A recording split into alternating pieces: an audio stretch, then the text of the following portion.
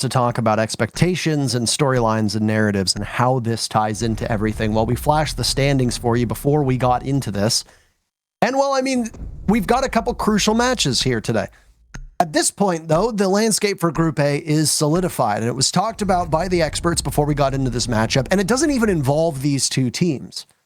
It involves only one team that is still left to play today, and that is Cyclops Athlete Gaming. You can see their name as either Cyclops or CAG.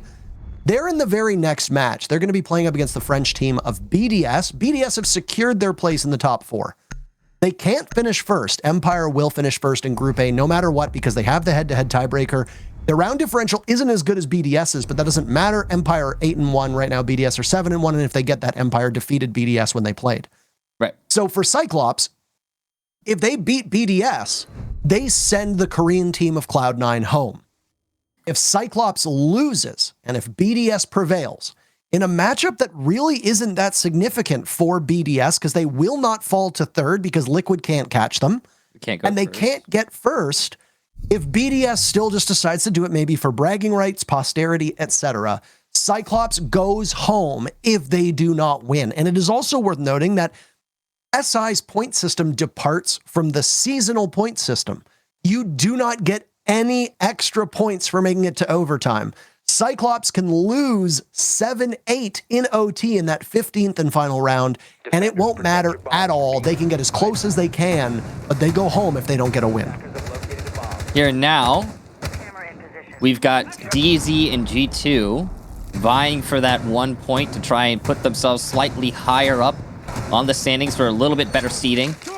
It's not going to be too much of a big deal for either of these teams, but honestly, every little win matters for G2 and DZ because both of them, as I discussed earlier, have been just not doing so great, Parker. No, this has been a very disappointing tournament for both of these teams, and I don't think there's any other way to put that forward. 5 seconds left. So we'll go to Dining and Kitchen for the very first defense here on DarkZero's side.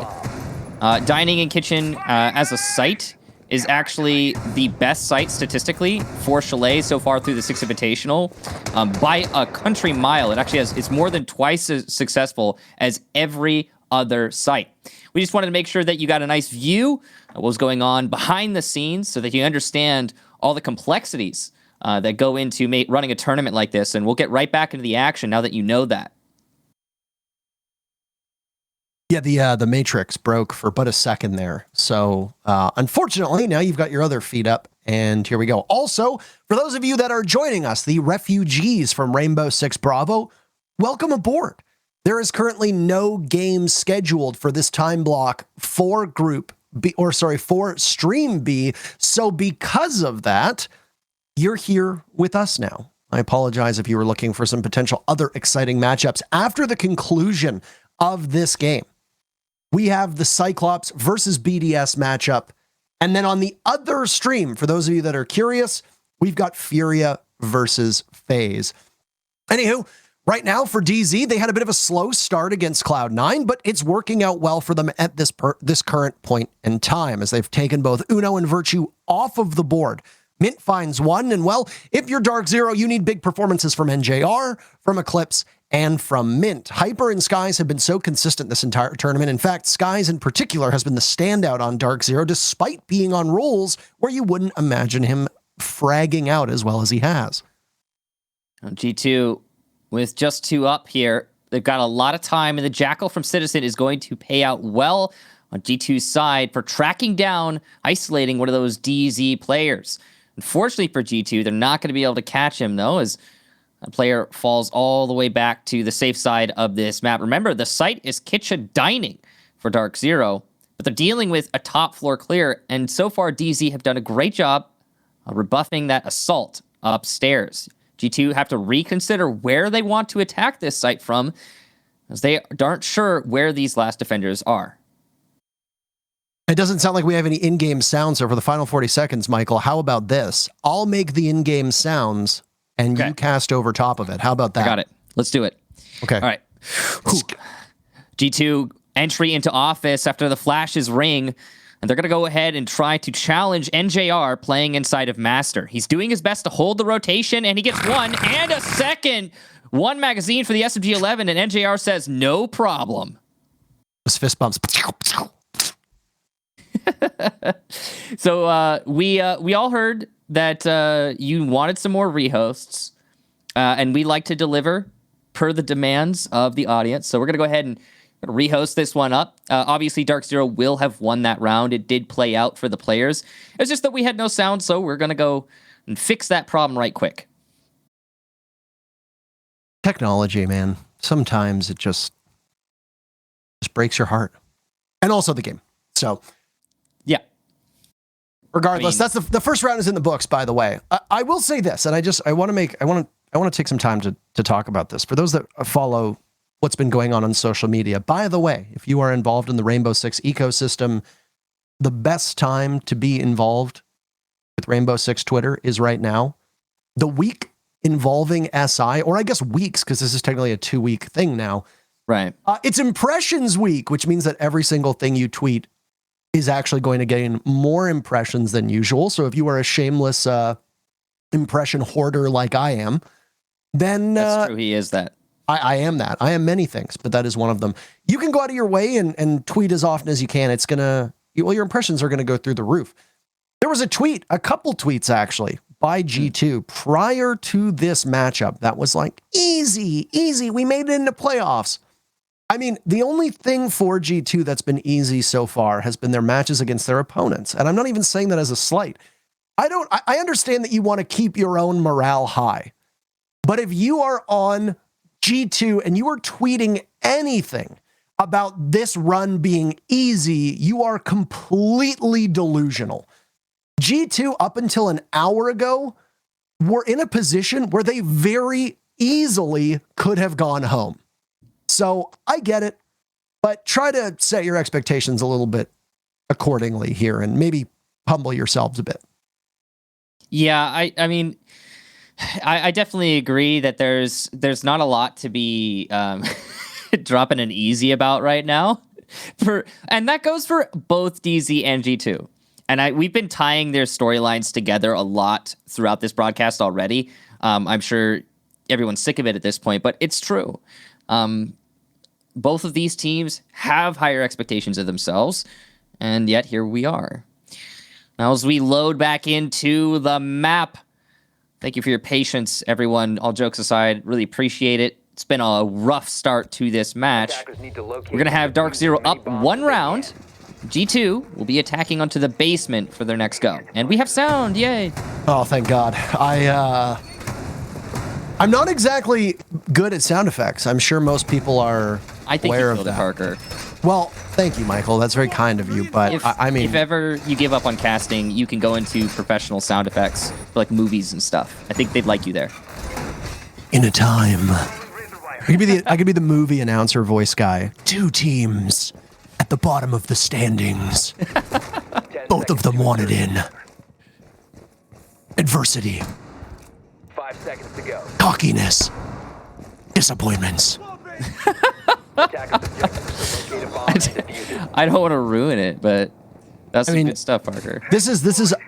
I don't want to say that the match is unimportant because I don't want to make anybody watching this walk away from the broadcast.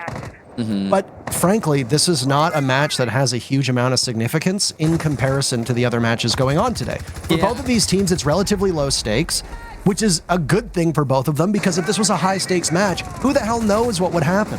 If you are a fan of either DarkZero or G2, you are going to have faith that your teams will do well. But faith is the belief in something that common sense might tell you not to believe in. So when you look at DZ and G2's successes or lack thereof through the group stages, thank goodness that last matchup went the way it did, because if not, this one would be absolutely agonizing for fans of either of the teams. Yeah, and at the same time, though, I do think that those recent failures put a lot of pressure on both of these teams because they have a lot of fans who really want to see them be successful. So I think they're cognizant of that. I think they're indignant from their recent losses, and I think that DarkZero and G2 both really badly want to win here. And I mean, if I were in their shoes, that's how I'd feel anyway. Early on, it's going to be a win for Eclipse. If Citizen hits the floor, that means no more Jackal tracking for G2. It's going to make it harder to isolate these defenders and pick them off. Citizen actually is the third highest amount of kills in this event and is actually the highest kill getter not on a team named Empire. We were looking at the stats earlier on, and that's a puzzling one. Mint obviously having no audio there and does not hear that wine cellar wall get opened up. Uno falls too, so at least for DarkZero, they're hitting the scoreboard quite well. A beautiful shot from Kayak. He's proving his worth. He's been a bit of an underperformer for G2 throughout this event. He's also their newest member. Big shoes to fill, replacing those of Pengu's. If G2 prevails, they're going to need Kayak to do all this remaining work. Because he's got one pick, he's got case in hand, but he'll do what is quite challenging. He's going to have to guard his own diffuser while finding the 3 remaining members of DarkZero. He'll toil away, potentially isolating them. He shoots and he gives his position inside of the site to DarkZero. That's very critical. They now know where he is, and they can line themselves up appropriately. 2 sights trained on the doorway from Connector into Wine as Kayak moves towards Blue. Pre-fires, but there's nobody there. He absolutely lights up that deployable shield. For DarkZero, this one should be but a formality. What? Unfortunately, Sky's the hot hand on DarkZero, just decides to peek it anyway, giving Kayak ample time to reposition. 20 seconds left means that he's going to have to hurry, though. And instead, he'll go through Blue, which is where the Mozzie is located. Kayak shoots away, but he can't take either of them down. DZ just had too many men upright, and they'll take yet another round. It was a weird push from Skies, but DZ does not manage to throw that round, so well played to them. I mean, Skies did earn that leniency, though, when he clutched up huge against C9 earlier today, so that's worth something. I didn't want to interrupt you, Parker, by the way, but you were talking about how Kayak has to fill Pengu shoes, and I was just wondering, are Pengu shoes officially known as the Newt boots? The Newt boots. The Newt boots. Newt boots! Do they make the sound when he walks? Newt. Is that the noise that it makes when he steps? Yeah, probably. I would imagine so. It's probably got like a squishy thing on the bottom that just absorbs the impact and makes that noise. By the way, percussion boots. Breaking news again. This is actually a pretty significant match for DarkZero in the sense that there still exists a small sliver of hope that they make the upper bracket. That's true. It's narrow. It's very, very narrow. But totally possible. But it's possible for G2 while they're locked into the lower bracket. They're not going anywhere. They will finish no worse than 5th to 9th place. They can't go home, obviously. So, I mean, for DZ, I guess it is a significant one, and they've got that in mind. At the same time, you have to set your expectations accordingly. If you go into that lower bracket, this is a double elimination tournament. But if you start in the lower bracket, your run becomes a lot harder, and there's very little room for error here. Outside of that, I mean, it is still a pretty low-stakes match for both of the teams as they've made it to playoffs. But for DZ, you're going to aim high and hope to land among the stars, blah, blah, blah, blah, blah. All the cliches. Yeah, because their thing is like a black hole and all that. Anyway, so, yeah, it is possible for DZ technically. It's just very unlikely. And yeah, really, I'd say they're playing for seeding in the lower bracket. That's more what you should expect for them, even if they do win. So that's significant for DZ. But I don't know that they're going to go that far as to getting at the upper. It looks like it's going to be a Solarium execute here for G2 to start off round number 3. So far, the G2 executions have struggled significantly. The early roam challenges have been working out great for DarkZero. The last round, there weren't a lot of them, to be honest. NGR came in for a late flank. But when there is some kind of contention anywhere that's not the site, DarkZero is usually the one winning on that. That is correct. Correct de mundo. So we're just waiting to hear back as to how DarkZero can make it into the top 4. Because, I mean, my back of the napkin math here, even though we've been told this, is strange. How do they get into the top when FaZe is the team that's going to have to ultimately lose? And I believe FaZe is the head-to-head against DZ. They have the tiebreaker, yeah. I'm confused by that, so too. I'm confused. Even though we're being told that they can make it into that upper bracket, my own math says that they can't. So somebody is wrong here. And by the way, It's entirely possible that we are wrong. Anywho. Yeah. We hit the halfway mark of this round, and so far DarkZero on a non-defender-sided map. And we say non-defender-sided because saying attacker-sided is just an odd thing for us to vocalize. So on siege, yes. But, I mean, here we are. Lead-off kill for G2. DZ on defense. They've won both the rounds so far. They're in a weaker spot than they have been on previous rounds, but there's another to go with them. Uno collapses on Sky's long-range kill. NJR repositions because the frag grenade goes off on the stairs, and now G2 with an even greater advantage with Citizen's pick onto Eclipse. Now it's just NJR and Mint trying to hold down the site here. Bar at the Six Invitational has been the worst site, which is very different from North America, where this is usually the best site. And it's looking like it's going to be the very first round for G2 as NJR goes down. One for Mint, so no flawless. He might get a second, but he needs to use the shotgun. Not going to happen, as Citizen will get him through the rotate. And there you go. G2 will take the round. Their first one. Doot, doot. Hear the gunfire in the background? Oh, yeah. Dun, dun, dun, dun, dun. So here is the math, by the way, for DarkZero to make it. Here's the math for DarkZero to make it for those that are curious. DZ still has 2 remaining games. They're going to be playing up against DarkZero, or they're going to be playing up against G2 right now, and then Furia later in the day. Right. The ceiling to get in right now is 5 points. Team Liquid and FaZe are currently sitting in 3rd and 4th, respectively. Liquid is on 5 points. FaZe is on 4 points. In the head-to-head against FaZe, DZ lost. Obviously not the result that they wanted. Though, if you look at their result against Liquid, they also lost. So the thing is that with DZ, they need to win both of their games, and Team 1 and FaZe need to lose their remaining games. Coming up, Liquid is going to be playing 1, and Furia is going to be playing FaZe. With Furia sitting at 3 points, they still have 2 more matches to go. Here's the math that happens, and buckle up, as we now have another rehost, by the way, so we'll come back to you as we take a brief pause and we get the match set up yet again. The math is as follows. It doesn't matter what Liquid does, but Liquid needs to defeat Team 1 right on the offset. Team 1 versus DZ went... Do you want to take a guess, by the way? Huh? About? You were not even listening to me. How dare you? I mean, you've been on one for a while now, Parker. Team 1 beat DZ. So Yes. Liquid needs to beat Team 1. That's step number 1. If Team Liquid loses to Team 1, that's it. That's the ball game. DZ needs to beat G2 and Furia. Okay. And then here's where things get tricky, because Furia's in 3 points. Furia needs to beat FaZe. So in order for DZ to make the top 4, Liquid needs to beat Team 1, DZ needs to beat G2, and then Furia in their later match. And Furia, right before that one, needs to beat FaZe. So it is possible. It's possible they make it. But yeah, if you followed along what I've said, there's a lot of things that need to go right in order for DZ to make that upper bracket. it's basically very unlikely.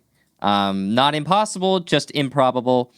And again, I would say it's more DZ are playing for seeding in the lower bracket. That's my opinion here. I mean, there's every possibility they get the upper bracket. I just don't. Just no. Yeah. Anyway, so we heard you like rehosts. 2 wasn't enough. We had to give you 3, and I feel it's painful, I think, for the players, especially Parker, because you got to think about it from their perspective. They've had such a weird couple of days, failures and successes, backs and forths, and now they find themselves, both G2 and DZ find themselves at the end of their run. DZ's got one more match after this, but it's the last one for G2. End of the run, and they're just pausing for the speed bumps every couple minutes. The stop and start nature is something that if you talk to players is immensely frustrating. Number one, you can never really settle into a groove. If you're a player who's hitting their shots, you feel warmed up, you're in the zone, etc. Well, you're going to get shaken out of that, whether you like it or not. Especially annoying when the problems are out of your control. We don't know what tech issues are befalling this matchup at all. We don't know what the issue is. We don't know why we've required a couple breaks and technical pauses. But if you talk to any player, and tons of players that have competed at LANs before have gone on podcasts or have said on their own stream that not only are you having to battle your opponents, but you're also having to battle the stop and start nature combined with your own mental. Keeping your head in the game, not getting frustrated at things outside of your control, not getting frustrated at the fact that maybe your computer is breaking, maybe there's issues with the servers, who knows? It looks like from the camera position that we have right now that something is going wrong with Citizen's computer, as we just saw a tech head on over in that direction, and Citizen has been standing for some time. I'm going to say it. If Citizen doesn't show up, the chances of G2 winning any match here for the remainder of SI are very slim. So if something is going wrong on his end, they really need to make sure that it's fixed. Yeah, because as Parker mentioned at the very beginning of this matchup, Citizen is by far and away the top performer for G2. Like, it's not even close. He finds himself amongst some serious players like Alimau and Fultz and Nesk and LMs and Cameraman, all the way up to the top of the Six Invitational statistically. So Citizen is the one true hope for G2, or at least that's how he has been, how he has appeared through this tournament so far. And hopefully whatever is that's going on with his computer, which again, we don't know, gets ironed out and everything's fine and we can get back into the game. What we do know is that I think the players are kind of they're having a good time with this one. I'm sure they're laughing it up about the technical issues. I know when you're a player in that position, you're just like, oh yeah, we get to wait. Hey, this is fun. It's always a little bit of indignance and a little bit of jokes that'll be tossed around in these situations. Well, the start off was 2-1 in favor of DarkZero. That's the first site rotation in the books. And well, for G2, I suppose this is time for you to discuss what's going on. We were getting word that there were some cables being swapped out on Citizen's side of things, and fun. Waiting to see what's going to happen and what the possible time frame is for that. I did note that throughout... Oh, that's not a good sign. What part? Virtue just took off his headphones. We're getting a couple of other people taking off their headphones. It's not a good sign, Parker. Oh, I think he took his headphones off to take off his mask. Did he not? Oh yeah, maybe. He's putting it back on. So is it happening? This was asked, by the way, by somebody in chat, and my understanding of the sanitation and health protocols that are there is that the team is quarantining together. They're in a bubble, which means that they are around one another. They don't need the mask on for each other. However, when an admin or a tech is present from outside of the bubble, that's when the masks have to go on. And I've noticed this a couple times in previous matchups, especially chat has asked this question. Why do they have masks on? Well, there's your answer. The admins that usually stand behind their desks or are present in the room are instead doing this work remotely instead of being on site because of the regulations involving safety of all the players and the safety of all the staff. And obviously, Ubisoft and ESL have gone to extraordinary measures to make sure that this event runs as smoothly as possible. So limiting the amount of person-to-person contact that can happen in these rooms is paramount. That's why the masks come on, because while you can do remote work as an admin, you can't exactly swap out cables or fix a PC remotely if it's a hardware issue. Dining, the best site for this tournament. And it comes back for DarkZero, as Parker talked about. We saw the cycle end, the first cycle for the defensive half. That's the first quarter, in other wording. Now we go into the second, so we'll see how G2 adapts to the last time DZ defended this site. What happened when G2 was attacking this site last time was G2 fell upon the roamers on DarkZero's side and lost all of those fights, losing many players early on for G2, way far away from the actual site itself. And then there was no point where G2 was able to recover from those losses. They didn't even fully clear out the top floor, which is where DZ managed to finish them off upstairs. So, again, curious to see what G2 will change that here. I will say this, though. The fact that DarkZero has already taken 2 rounds on Chalet while starting on defense is excellent for them. Yeah. The common number that we see at the moment is 4-2 on almost every single map. Sometimes we'll see some 3-3s and 5-1s depending on the caliber of teams and the operators that are banned. But on a defender-sided map, your number is usually 4-2 in favor of the defense. And on Chalet, that number is usually 4-2 in favor of attack. DarkZero have already hit that number, and Mint is obviously hitting his shots. Down goes Kanto Raketti.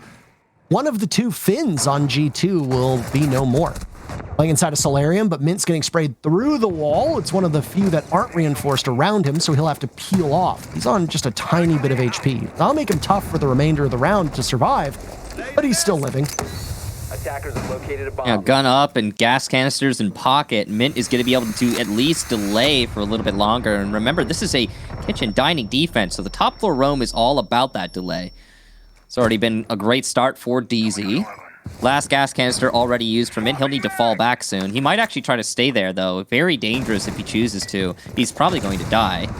Nade comes in, but it misses from Uno, hitting in the northeast corner of the bathroom, which is where he thought Mint might be. Shotgun out, and oh, 2 blasts, but no cigar, and Uno misses every shot. I have no idea how that would happen, but it did. And an exchange happens elsewhere, leaving 1 dead on both sides. Well, that's an impressive stuff, and all of our focus so far has been on Mint now, who gets flashed out, and he's totally blind. Kayak almost whiffed on that one. Poor target prioritization on his part. He still gets it anyway. He gets swung up upon by NJR, as it looks like communication for DZ is not at the point that it needs to be in this round. G2 with the upper hand in the final moments. Still a minute to go, though.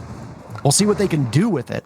Eclipse and Hyper will have to work in tandem. No, your eyes are not deceiving you. Because we had to restart the lobby, the kills are not where they are, but Hyper's been a high-flying performer for DZ today. He was able to pick up the pace in that C9 match towards the end. For DZ, they're going to rely on him an awful lot. Dynamic Duo has made a lot happen before. And for DZ, a win here would be a massive victory for them, given the way that Chalet tends to go in favor of these attackers. 3 rounds on defense, well, you're exceeding what you want. And there it is. Hyper, Roni in hand. Down goes Citizen. From above, he knows he's got another trying to light it up, but he's going to run out of ammunition very quickly. He'll have to reload. Gets dropped on from Solarium. Nice kill on the Kayak. 3 kills are on his own, and he's sitting on that diffuser as well. All lays in the hands of Uno. With just 1 HP, the moment he drops, he knows that he's as good as dead, so he'll fire away at the wall, and he'll save the KD. DarkZero takes 3 rounds on defense already. Wow. Big round there from Hyper, obviously. Overall, G2's attack was more successful at dealing with the roamers, but what happened there? And then, Kayak's peak, what was that?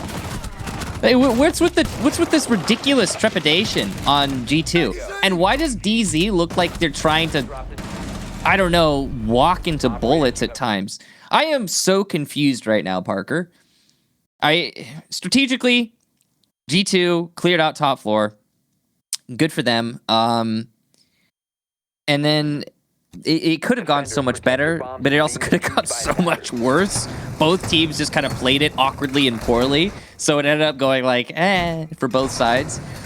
G2 gets the control, though, and they don't actually manage to do a whole lot with it because they've lost too much manpower at that point. And transitioning to the executing of this site, they only had, like, what, 20, 30 seconds left? It's not going to happen. It's an odd round overall, and I really hope that it is not indicative of rounds to come. I mean, for G2, this match is less impactful than DZ. This is the 3rd crack at Chalet for G2 since SI began, and they've yet to put up a single win on it. They came close against Team 1, and it was a brutally entertaining matchup on the very first day of groups. If anybody recalls, it was actually G2's very first game. It was the 2nd game on the stream, and it was 8-6 in favor of Team 1. The next time that they played it was a bit of an embarrassing outing. They decided to take their colleagues, if you want to call it that, of BDS to Chalet, and guess what? 7-1 in favor of BDS. So this does not seem like, through SI thus far, this does not seem like it is a comfortable map for G2 with the sample size that we have. No, I mean, it doesn't. And honestly, it doesn't really, it's not much of a map for DZ either. I don't know. I'd say that overall, Chalet is an awkward map for both of these teams. And it is the same for every team at SI. I think it's part of why we've seen such a vast difference in the stats here when compared to the norm. Early on, Citizen gets hyper, so there's your top performer done away with. A lot of the pressure following on the rest of DZ now as they attempt to hold the roam clear on the top floor. The other thing, too, is if you just simply look at the sides now, G2 coming alive on attack with a minute in. 2 members of DarkZero are off the board, NJR and Hyper. Hyper, obviously, was the star of the show in the previous round. He's not going to be able to really do too much here. This was Mozzie will remain, but all secondary gadget and weaponry is gone. But we take a bit of a breather and allow G2 to scout things out. If you look at the 2 maps that were, or the 2 matchups that were played on Chalet, G2 did quite well on attack against Team 1. They came out of their attacking half 4-2, so 4 victories on attack. They won 0 against BDS, but that's also because they only had 2 opportunities to go on to attack. As they started on defense, they won their lone round against BDS on defense. This is taking a long time for G2 to clear out the non-existent roamers. You still have 1 person offside, I believe, for DZ, but they're nowhere near where the clear is happening on G2's side. This is weird. I guess they're trying to be cautious. They have actually spotted that roamer. It's Eclipse, and they will shut him down. Wow, just like that. Eclipse takes no one with him. Doesn't even waste very much time. And now, absolutely monumental man advantage for G2 heading into the last 45 on the executing the site. Kayak droning in his teammates, then being droned in himself is proving to do wonders. Sky's reunited with this Ella pick. I remember the fond days of Ella being in her monstrous form. Mint with an SMG tries to do double duty, can't do it. Kayak sprays him down, and Citizen finishes off screen. G2 pick up a much-needed round. There's only 1 remaining, and within their grasp is a potential 3-3 split for G2. Well, that round actually, even though it was 2 versus 5, could have gone a lot worse for G2. They did commit a lot of time to clearing out the roamers, but it worked out for them, and they didn't lose any bodies on that clear. That's the most important difference between that round and many of the other rounds that G2 has been putting up so far. If this manages to go 3-3, that's still very comfortable for DZ. No stress there. But it's if it goes for 4-2, G2 are backs against the wall. So big round here for G2 in the last one of the first half. Obviously, I don't want to dive too deep into the rabbit hole of expectations on G2's side, but we've already talked about it a lot. It's entirely possible that G2 is playing here to Attackers need to locate and defuse bombs. save strats. Hey, we've lost Chalet twice. This match really doesn't matter that much for us. Let's go to Chalet and just get gobsmacked, and maybe try to iron some things out. I would say that that's a more likely argument if G2 were doing well, but if I'm Shas, I am exceptionally unhappy with my team's performance so far, and I am not taking a single matchup for granted. I'm playing every single one to iron out the deficiencies and iron out the issues that G2 has shown thus far in SI. Nope, Parker, now that you've said it, everyone's going to echo it. It's too late. You've already locked in the saving strats assertion. It's done now.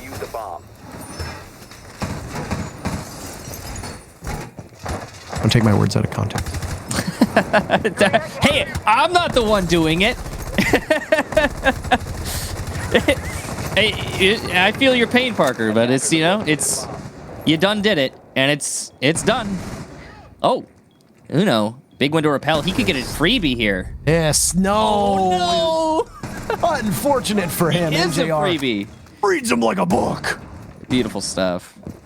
This is a master defense now, and I mean, there's very few favorable sites for the defense so far. DarkZero's made it work, though, and with this first pick, can it snowball? That was, with the first 30 seconds of action, a pick for DZ. Not too bad, and good timing for them to peel off Uno from this execute. Now, since the rehost, he hasn't really been that impactful in terms of the scoreboard, and as a sledge on this site, your nades are going to be your best friend. If it's not accounted for, Kanto's nades are now going to be even more critical.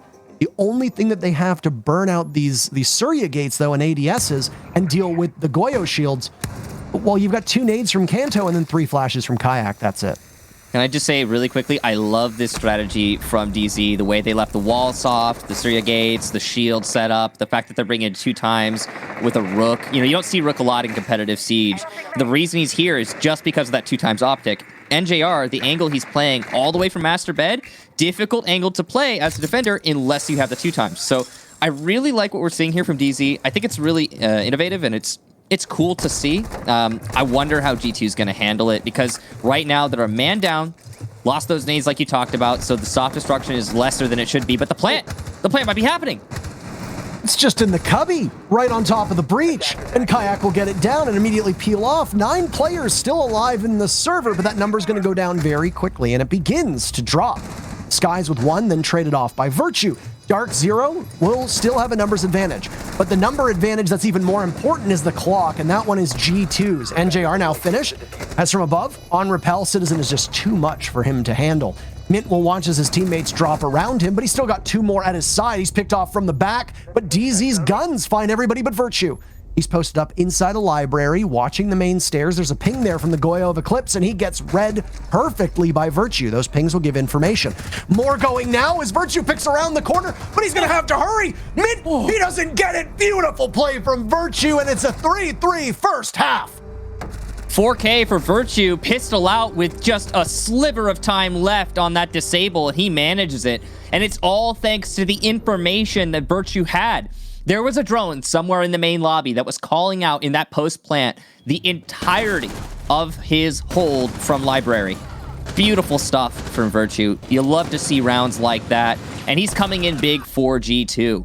Not for him, that would have been a DZ round. There's a couple other things that contributed to that, though. The use of the Habana X-Gyros to open up the reinforced wall, preventing the strategy from DZ working to work. It didn't work because they opened a hole in the wall. That's what I was trying to say. I don't know why it was so difficult, but that's what happened. So because they opened up that wall that DZ was not prepared for, and were able to plant out of NJR's line of sight, remember that's the Rook playing from Master, it was basically a free plant. It's weird to me that DZ doesn't have any other contingencies aside from a Rook holding a long angle with the 2 times. That is a big risk to take. But first half done, 3-3, and that still does favor DZ. Well, my here, things are getting tough for DarkZero. So we'd speculated as to whether G2 were taking this one easy, but with that round, the answer is no. These are hyper-competitive players. No, you want me to make a joke about hyper? Yeah, I was waiting for it. I thought you didn't want me to do those anymore. I gave it to you. I just on a gold platter. No hypers on DZ. I don't. That's your thing anyway, Parker. I mean, our thing, Michael. Okay, it's our thing sometimes. Our it's thing, like comrade. Really your thing. I mean, you're the one who pioneered Our this. thing. Oh, right. Yeah, I forgot about that. Anyway, switching sides, you look at the outcome right now, and that score will tell you an awful lot. These teams have traded back and forth, some rounds looking so dominant for one or the other. A monumental clutch from Virtue, picking up 4 kills in particular, and what was a 1v3 to seal the deal for his team. Hyper comes very close to being able to get a penetration kill through the wall, but doesn't quite net it. Nope, no kill for NJR. He'll keep trying with his drone, scouting out library, seeing what he can find. I like the use of the Zero here for Eclipse. It's definitely really good when you can get one of those cameras somewhere that the defense just does not expect. Get a lot of useful information. So far, not great though for DZ. A lot of time spent. They know where the roamers are. Or they have like an approximate understanding of the roamers' locations near piano and such. They haven't been able to get the picks yet that they need though, and they're running low on time. That's the one that they needed right there. Virtue leaves himself exposed. And freebie basically for NJR. Hyper will also get Cancer Raketti, who is trying to assist from the back stairs. And now those leadoff picks for DZ, they're looking pretty good on this attack. Uno could be the next one up. I like how G2 responded to that to try and refrag. It's been a historical strength of G2, or at least was with their old roster, of which only Kanto remains, but DZ had that crossfire set up wonderfully. If they can get control of library, then DZ have as much as they need on this site. They'll be able to sweep in on the top floor. The only roamer that's holding that position upstairs is Citizen. He makes some noise by opening up that office panel, and he's being watched. The thing is that the longer that Citizen is preoccupied, that's going to put even more pressure on the shoulders of Kayak and Uno, and down goes Citizen now, as Hyper finds kill number 2 for him on this round. DZ's assault is well spread out. And with G2 only having 2 bodies up to fend against a flawless DarkZero, and not just flawless in terms of all 5 being there, but not a single point of damage being done to them either. Unless things go horribly wrong, this should be an easy execute for DZ. Well, Uno and Kayak trying to stop that. Nice one for Uno in the main lobby. He has information as well on other players in main lobby, but they're going to push into bar and take out his only teammate. Uno now has to fight back against the wall. He'll need an ace to win this one.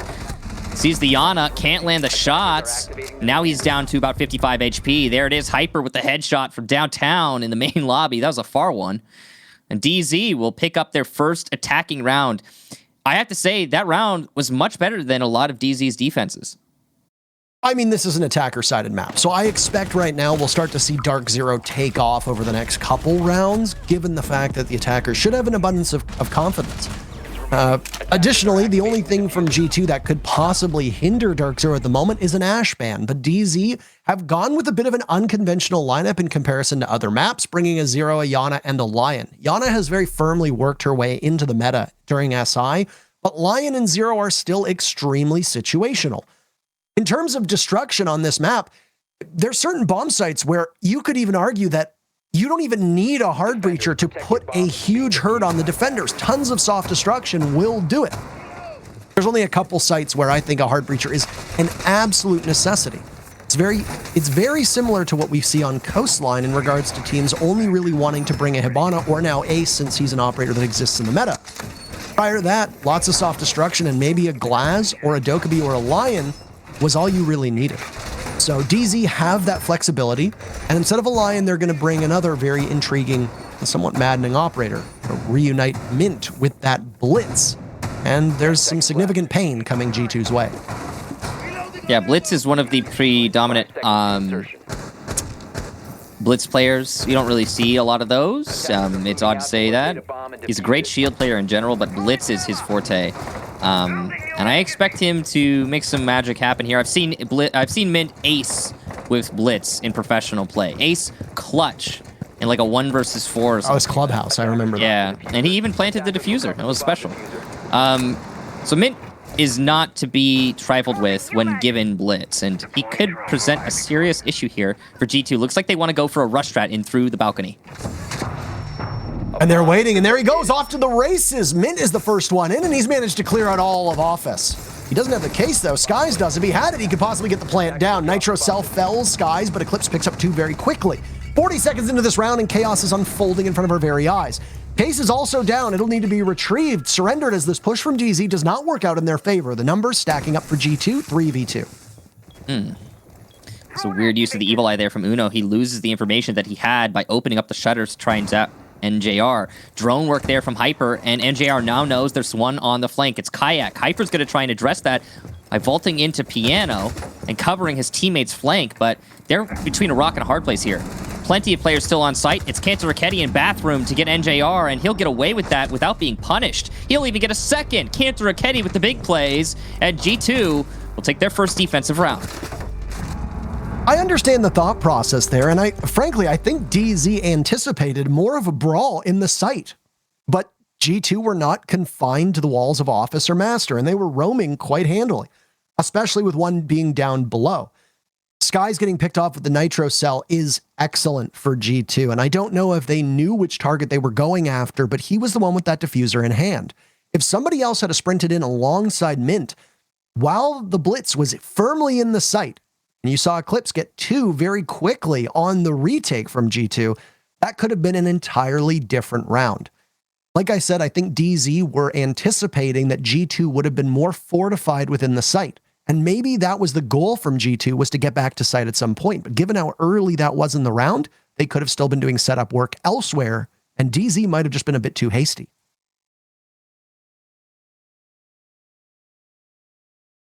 It was a cool idea, at least. Oh, it was a nice strat to see. And I mean, we've seen an abundance of them. DZ in particular has brought some new stuff to the table. That Aruni hold in bathroom that we saw TSM do yesterday also comes to mind. They ran it earlier today against Cloud9, where you put up a castle barricade and you have a soft wall, and then you put the Aruni gates up with a mirror window inside a bathroom on the top floor cafe. A very intricate setup. Bolo was playing in that spot yesterday in the TSM matchup, and it's obviously something that NA teams have prepped for, and it's cool to see these changes come out. And if you're going to bring out a new strategy, you're going to do it during the biggest event of the year. Setup just finishing up here for G2. They'll leave one of the box walls unreinforced. Or, well, technically 2 panels, but like one whole wall. That makes sense. Straight gate on it. This is just a roam strategy upstairs, but you can see how heavily G2 is invested into their top floor presence. It's because if you control top floor, you can effectively hold the site from above when it comes to kitchen and dining. And that's part of what makes this site so dynamic, and part of why it's such a good one for most teams. You just have a lot of options as the defenders. It's a lot more deep than actually every site on this map. That's a hard wall right there, by the way. Can't shoot through that one, or at least the banister in front of him on the door is. If he peeks, he might be able to get a couple shots off, regardless. Sam cams out for Eclipse, as they're going to be good for flank watch and are set up well. In the defense, you're going to have to be aware of them as they make a subtle noise. One of the walls of dining gets opened up from lobby as DZ look to take control of some vertical play here on Chalet, and they're going to move upstairs using library stairs. Mint and Hyper side by side to try and do some work on this. That's unlucky. When he was going for the... I don't know if he was potentially Banshee. trying for both. I don't know if that's even possible at that angle, but he re-peeked it. He re-peeked it to see. I think he just wanted the Banshee and he got it. So at least it's that. I mean, it's expensive what he just did, but Yes. oh, that's even worse. That is unlucky. That nade went under the piano, and so the shield did not see the explosive effect, and it's still up. They'll finally get the Surya gate open with Hyper looking for intel that comes with that proximity explosion. Nothing found. Mint very first kill. 1 minute remaining in the round, and we're tied up. So G2 were able to answer back on defense. An attacker-sided Chalet, where at any moment DarkZero could potentially run away with this, but it hasn't been easy for them just yet. The only person that is absent from the conflict is Uno, as he was sat down earlier. The Maestro is off the board. Mint sees the Goyo of Kayak run across, and now will drop down to the bottom of Solarium into Trophy. Mint's still holding this angle, but he's going to be fighting shadows because there's nobody there. He doesn't seem to have full intel, but yet he gets Kanto Raketti. My goodness. Not sure where the Aruni decided to come from, but not exactly the position you want to find yourself in. So G2's spread will have to focus on the site. Virtue taking damage as the Goyo shield explodes in front of him. No diffuser planted yet. It's in the hands of Skies. 20 seconds to go. Watching towards the B-bomb chassis. Kayak has a nitro cell in hand and can stop the plant in its tracks, but he gets swatted away by Eclipse down below.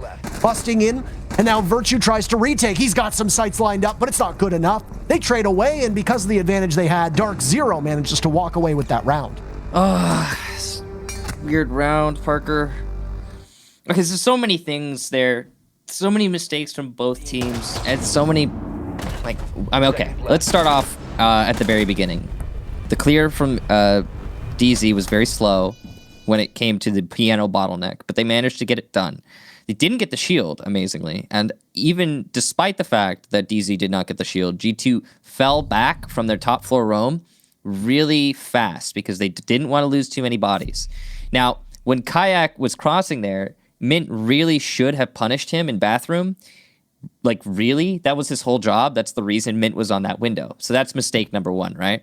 Then he gets out of that situation, goes back to site, and then you think to yourself, okay, well, now G2 has fallen off the top floor. But puzzlingly, Kanto Raketti stays in Master, and I don't know if it was a straight wall bang or if there was a hole in the wall. But Kanto Raketti was looking towards Office from Master, and he dies through the wall to Mint.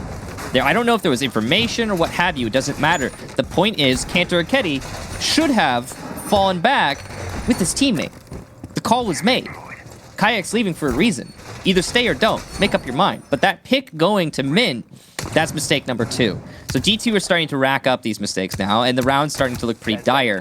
It gets worse and worse, though, when it comes to the actual hold on site. The biggest problem is those roamers didn't delay very long. So DZ is allowed to play the vertical game, and they do a very good job of it. They managed to get that Goyo shield right on top of Citizen. There's mistake number 3. And it just keeps getting worse and worse for G2 as the round goes on until eventually it's a complete collapse of their defense. There's a number of issues, by the way, in regards to Chalet as to why it is more attacker favored, but the tight corridors are one thing. Lack of intel seems to play into it quite a lot. Teams don't tend to get the same value out of Mutant Mozzie or even Valkyrie as they do on other maps. Additionally, the amount of intel that you can get as an attacker works out quite well. That's why you see so much Zero play here. I know you refer to him as Sam Fisher often, chat, but his name is Zero. The clips will be on him for probably most, if not all of the rounds for the remainder of this matchup. As the defense, you have to basically retake blind. It also doesn't help that we've seen some puzzling placement of utility from G2. Ooh. Now, you don't need a ton of intel from Kanto Ricchetti. As NJR decides to peek the doorway into office and gets punished for it, Mint now shredded away as he doesn't check his corners. Uno's hiding right next to him, and Mint goes down. The freight train that is the Blitz is derailed. DZ with a minute off of the clock now trail 3v5 with G2 looking to equalize. I mean, the first kill onto NJR, that's just a great pre-fire from Kanto Ricchetti. Nothing really to fault there from NJR, not necessarily. It's just timing. Sometimes those happen. But Mint not checking his corner in library in the entrance, it's puzzle. It's puzzling for sure. What we do know is that DarkZero likely to struggle in this round.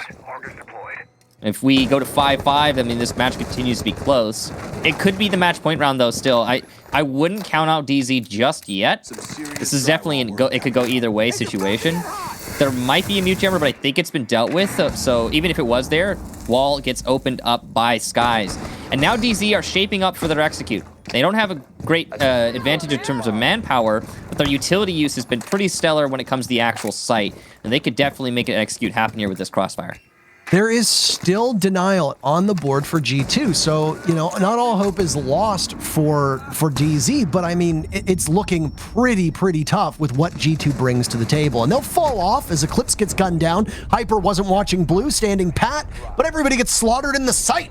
G2 retakes all at the same time off of the play from blue, and DZ have no hope whatsoever of claiming that round. And you know, you take a step back a little bit. You look at the beginning of the round where DZ loses 2 players, and you think to yourself, okay, let's say those 2 deaths upstairs didn't happen. These ones right here on the replay. Let's say those don't happen, yeah? And then DZ manages to get both of these walls open, and they could have. They could have thermited that second wall. They chose not to because they didn't have enough manpower to hold it. But if, let's say they have all 5 alive, they open up those 2 walls into sight, that trade battle that we just saw to round out to finish off the round, that trade battle could have gone the other way. DZ could have made an advantage happen there with the extended control that second wall being open would have had if they had the manpower to hold it and, again, to trade each other out. But, you know, that's if it didn't happen. So good roam to G2. Well done to them. They bring this to a 5-5.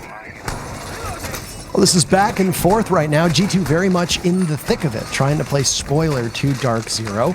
As we laid out the math and what they need to make it into that top 4, the ever wanted, ever prized upper bracket, if DarkZero loses here, dream's over. That's it. It's done. They need to go flawless over their next 2 maps.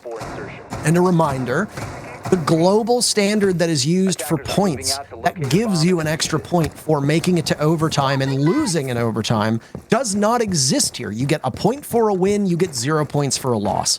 That's it. It doesn't matter how close every single round is. It doesn't matter if you lose 7-8 in that 15th and final round, you still go home with 0 points. So DZ, for them, if their goal is that upper bracket, this is absolutely a must win. As for G2, this match isn't really of that much significance. They're going to finish somewhere from 5th to 9th. They've made it into the playoffs, so this is just them woodshedding, basically.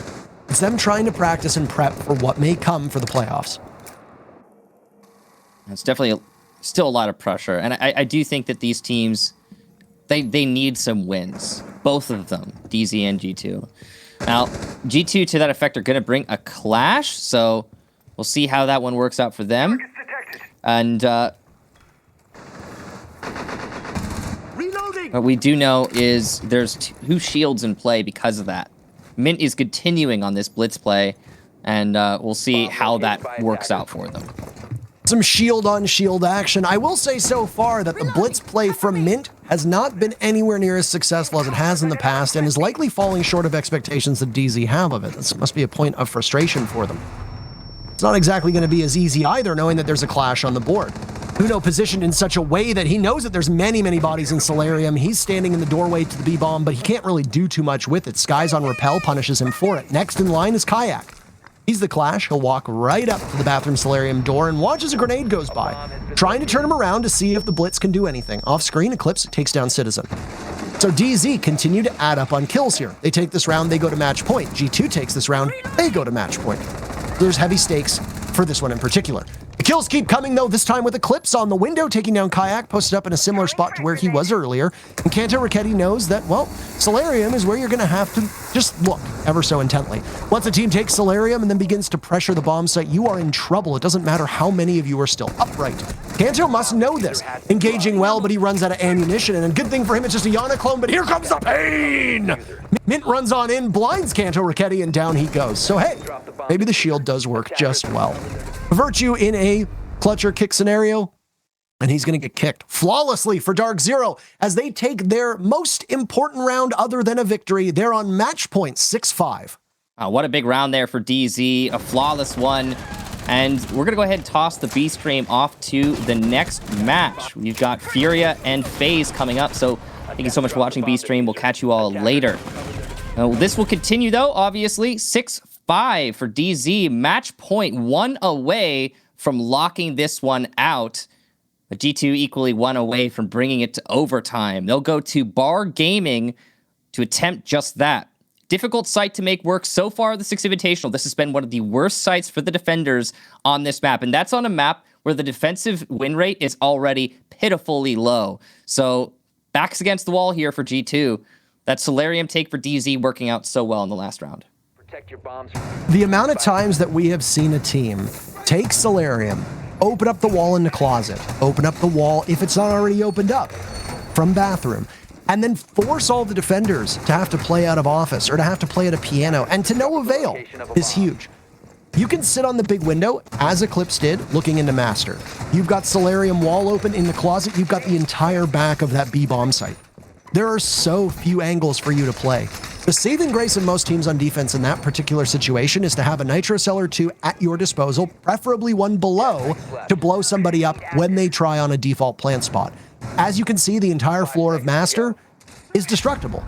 So you're going to get a lot of value from a well-placed C4. Problem is that oftentimes defenders don't have that intel, and with the fast pace of Chalet, you can't always make accurate calls because either your opponents are moving or there's just too much going on at the same time. Regardless, DarkZero are marching towards this upper bracket. There's a lot on the line for them right now. It seemed like it was far less of a meaningful matchup, but DZ, they need to go flawless over their next 2 matches in order to make it to the upper bracket. This round in particular is pivotal. Overtime is on the board if G2 prevails, and well, that's a pretty good start. The ensuing fight that happens is Citizen taking out Eclipse. That's a really big pick, as Eclipse has been a significant player in terms of the information department alone through this map. Eclipse has had a really tough SI group stage so far. He has not been performing all that well, to be honest. He's near the bottom right now in SI group stage statistics.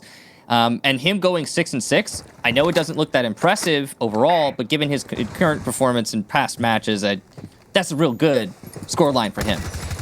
And on top of that, he's gathering a lot of information for his team. So losing him here, not going to be great. It bodes well for G2's chances at bringing this OT, but it's still a lot left to push. DZ are on attack, and you have to keep that in your mind because attack is still favored, even when they're a man down, I'd say, on this map. Absolutely. And we haven't had the best vantage point for it, but we've seen snippets of how Eclipse is sitting on those SAM cams and making calls and being able to inform his teammate of where they need to apply some pressure. Meanwhile, on G2's side, Uno's getting that exact same call, and he sees the rappel line in front of him. A run out was potential, but it's gone now, and Mint will reposition. Hyper takes out Kanto Raketti. Both teams back to even odds, 4v4 with a minute to go. There's that big pick, and that'll bring DZ right back in, obviously. Kanto Raketti has been a playmaker for G2. Now, the top floor clear, you could see there's a little bit of hesitation here for DZ. They're like, okay, is it clear? Can we go for library and use that for vertical? The answer is yes. It took them a while to get to that, though. You can see the clock starting to dwindle, and that's going to cause some problems. DZ still seems to think there are players roaming upstairs. There's nobody there by the back stairs. They need to get a little bit quicker on this attack. And there they go. A second kill picked up for Hyper as G2 now finds themselves in a worse position than they were just a moment prior to that. They lose this round, that's it. This is their final match here of the playoffs, and of the group stages. They've already secured a spot in the playoffs. That's okay for them. For DZ, absolutely they need to find their footing, and they're going to have to hurry as we hit 10 seconds left in the round. Kayak chucking all those toxic canisters out, looking to stave off a push, but you can hear the Candelas go. They're blinded amidst the site. Mint needs somebody to cover him as the diffuser is going down, and they will try to swamp G2, but G2's guns are finding their marks, and they'll win it on time. They take it out with huge plays from Citizen to stop Mint's plant, and we're going to overtime between DZ and G2. I mean, just look at that. Nobody's watching for Citizen to come from the hallway. Not one single flank watch for DZ. And why is that? Because they think that there's only 10 seconds left. We have to execute quick into sight. We gotta go, go, go. And I mean, on one hand, they're right. But all it took was Citizen walking through the complete, look at it, right there, walking through the completely uncovered hallway. He stops the plant, and that's it. Good round. G2 bring it to OT.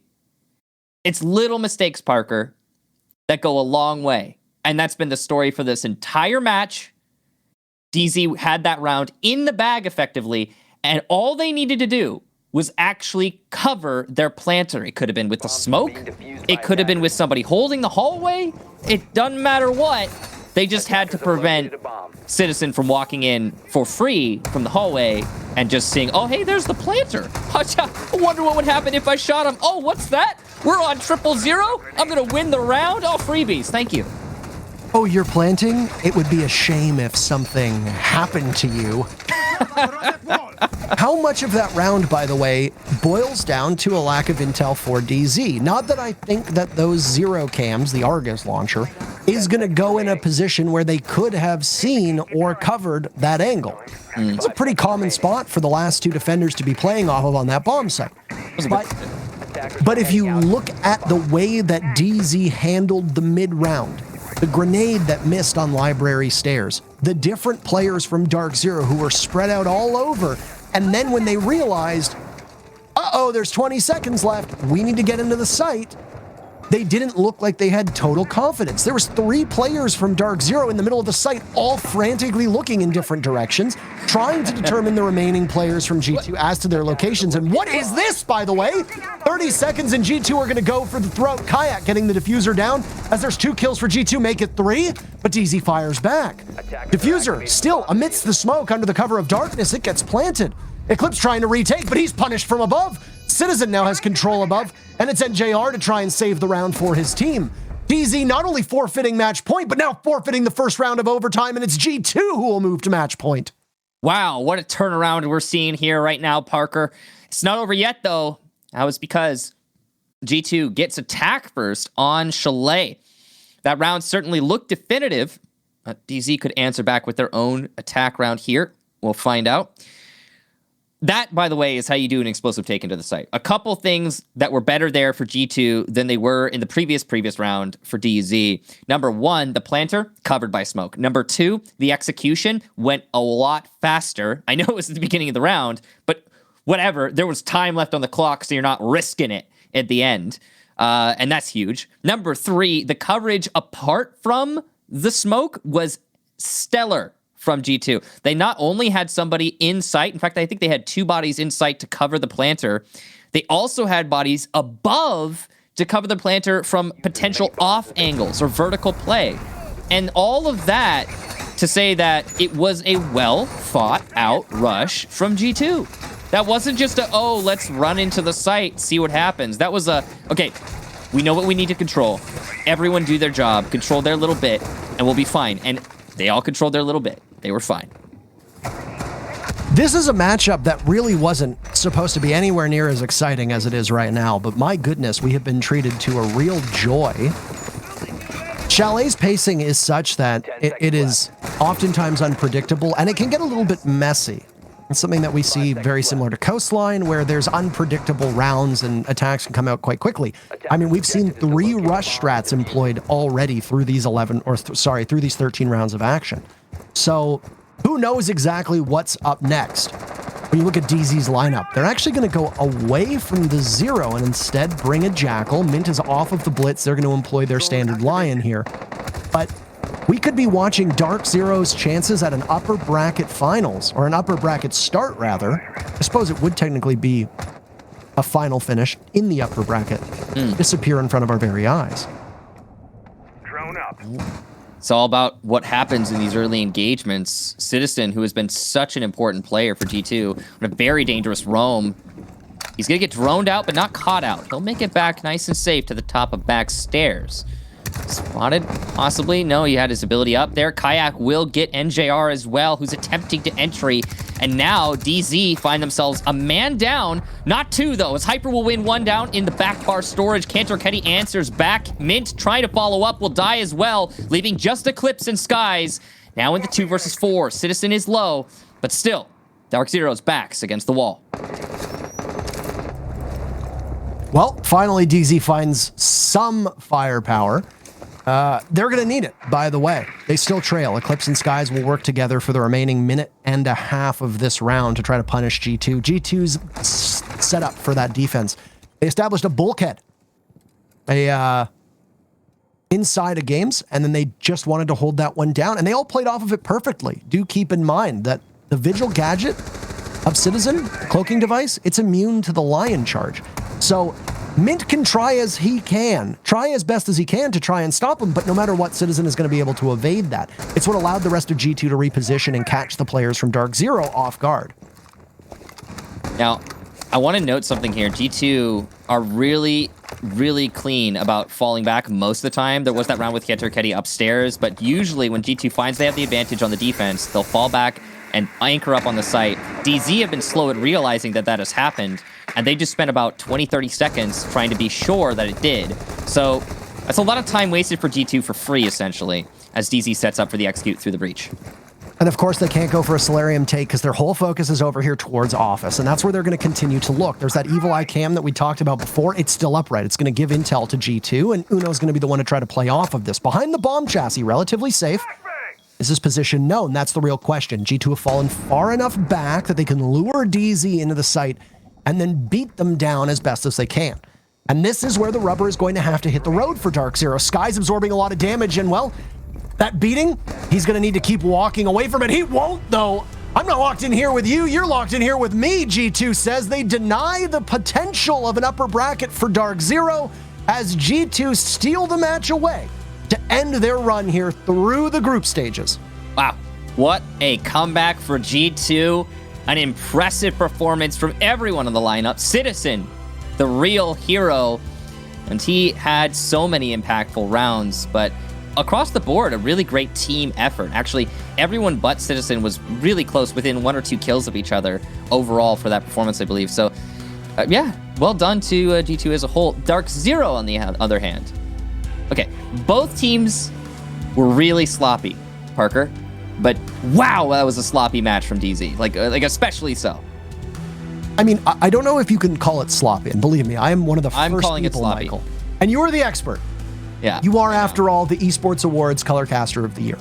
But I will tell you that I am one of the first people to call a match sloppy, but I think in a lot of ways we're still seeing an unsolved meta for Chalet. And as it evolves, it's true. Teams are going to try to iron things out. We saw a couple different strategies that aren't exactly that common on Chalet. Sometimes they work, sometimes they don't. And as I said, this was a pretty low stakes match for G2. It's entirely possible that they deliberately use this match to try and woodshed, build up new strategies, etc. I'm not certain. We can hope that the teams will talk about it on social media or if there's any post-match interviews, but we've still got some more matches to go, and the next one in particular is crucial. BDS versus Cyclops Athlete Gaming is up after the break, and depending on what happens in that match, either Cyclops or Cloud9 will go home. Don't touch that browser. We'll be right back.